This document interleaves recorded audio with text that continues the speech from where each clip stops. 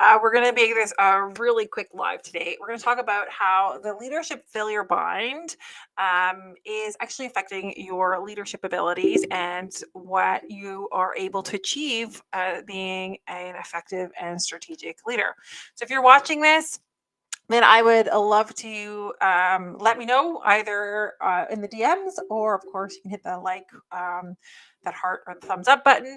And before we really get to dive into all the details, because I'm going to give you 3 ways to overcome it today.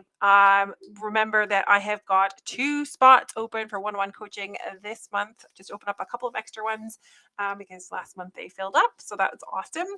And I also want to give you the opportunity to get the support that you need in order to make sure that your leadership and your career and your ambitions are going to be where you want them to be, as well as not being exhausted from doing all of the work, working all of those hours, and deciding that a next leadership role, or even the leadership role you're in right now, isn't really the thing that you want to do. So if you are struggling either with figuring out what's your next step, or you want to lead with a lot more ease through the challenges that you're facing right now, then this is a really great opportunity. DM me leader and we will have a conversation.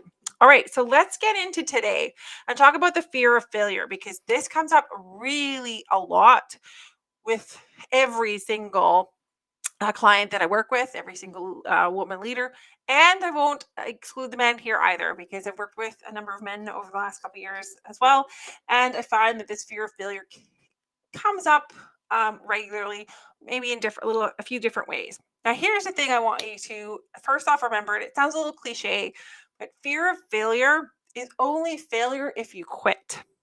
Otherwise, failures are really a rite of success, a right towards your next career step.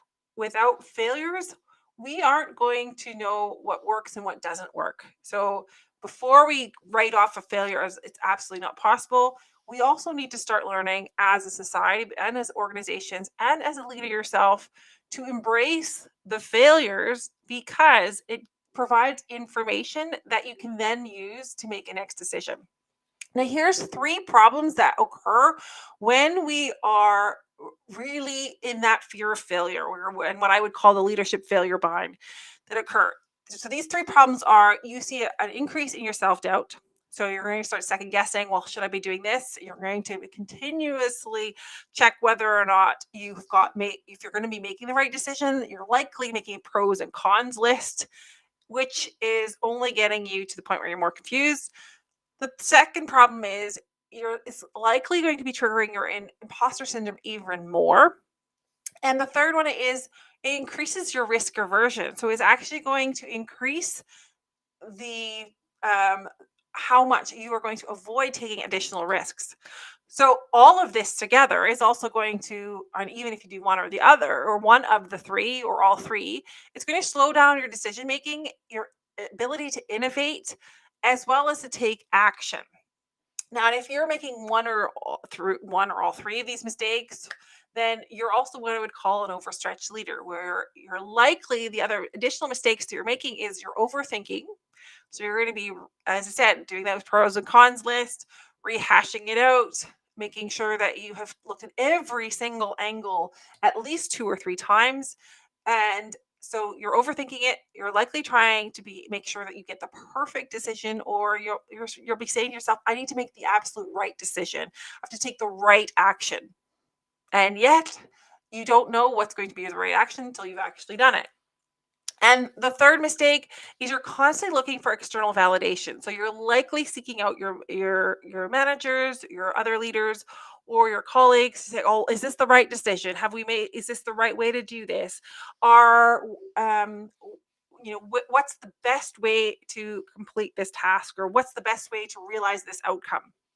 Now, those 3 mistakes will kind of feed onto each other. So it's going to again feed into those problems of self doubt, imposter syndrome, and risk aversion.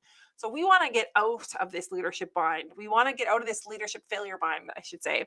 And what you can do. So here's three different quick little tips I'm going to give you. And they come out of my power alignment pillar of my Leadership Edge program. Now, the first one is to develop your leadership mindset. Your leadership mindset, how you show up, how you deal with your stresses, how you deal with the challenges is going to be a massive component, because it actually, your mindset isn't just about how you think, it's also about the reality that you have created for yourself, and that is how you are showing up and making decisions. So let's make sure that reality, as well as what you're thinking, your beliefs, your opinions, your identity, your values, are all aligned, so that it gets you into the most powerful leadership mindset that you can possibly get. The second one is to build your confidence. So the second thing you can do when you're facing this leadership failure bind is to build your confidence by focusing on small little wins. Right? So recognize when you have reached wins, recognize when something has gone well. And I also want you to look at other opportunities that have occurred where you were successful, or you even went through that fear of failure.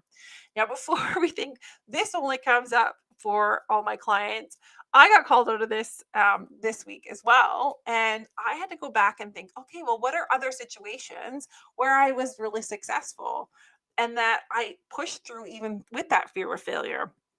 So whether that was in a career transition, maybe you took, for example, a management course, or you've done your master's degree, your bachelor's degree, where if you were when you were successful in that, you can take that, the sense of that feeling, that being, what you saw, heard, and felt at that moment, and pull it into now as a way of also proving that you can be successful.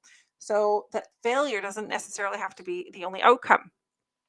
And the third way, in order to really address the leadership failure bind, is to seek out support. And this you can do in a mentor, a coach, and or a supportive group of colleagues and peers. Now, you want to build that network around you that supports you, because even when a failure happens, remember what I said at the beginning, it's only a failure if you quit. Failure really is a rite of success. And we can think of the really common ones, right? I have to think of the light bulb guy's name, but Alexander Bell, he created the telephone, right? How many different inventions did he make before he created the telephone? Thomas Edison, I think that was a light bulb guy, right? He took at least 10,000 times before he finally got to create the light bulb. Well, if he'd stopped at 1 or 5 or 10, who knows how long we would have had the light before we would have had the light bulb, right? So considering all the successes that have happened in the past, they've happened because there was a failure before that. Netflix is a fantastic example as an organization. They wanted to send DVDs and they beat out Blockbuster, but not because, if they had continued on the business model that they were at, they would have set themselves up for failure. But without that information and that feedback loop, they couldn't have known that the strategy that they were pursuing at that moment in time wouldn't work. So there, again, very short today. Drop in the comments, DM me leader if you are ready to get over, or to overcome your fear of failure, so that you can become a very strong, strategic, and effective leader. And that is, especially if you're looking to do this in the next 30 to 60 days, DM me leader. Let's have a conversation and see if you're a really great fit, and how I can help you and support you along the way. All right. So just as a recap, 3 problems that occur when you stay in your fear of failure is that you're going to increase your self-doubt. You're going to increase you're likely going to trigger and increase your imposter syndrome, as well as you're going to increase your risk aversion. So, which is going to slow down your decision making, innovation advances, and action taking. And what you can do, develop your leadership mindset, build your confidence, as well as seeking out support. So, look forward to hearing from you. Let me know what resonates, what makes sense. DM me in the comments, just DM me with what your biggest breakthrough, biggest takeaway is from today. And again, DM me leader if you're interested in one of those 2 spots I have this month for one-on-one coaching. And I am looking forward to hearing from you soon.